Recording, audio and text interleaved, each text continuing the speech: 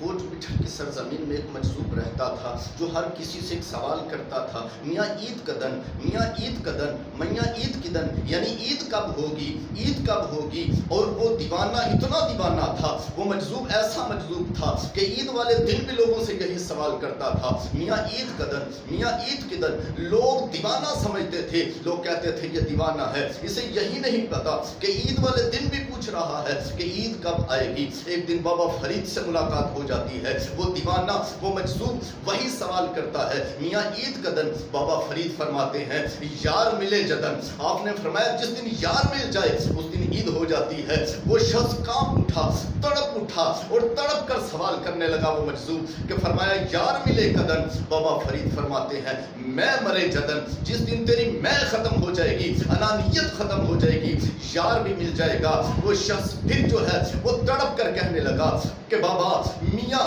میں مرے کدن، یہ میں کب مرے گی، انانیت کب ختم ہوگی۔ بابا فرید فرماتے ہیں جب یار کی نظر ہو جائے گی میں بھی ختم ہو جائے گی۔ میں ویکھاں میرا یار نہ ویکھے، جے میں نہ ویکھاں تے وہ ویکھے، ایڈا نصیب میں کتھوں لے آواں کہ میرے ویکھن وچ وہ ویکھے۔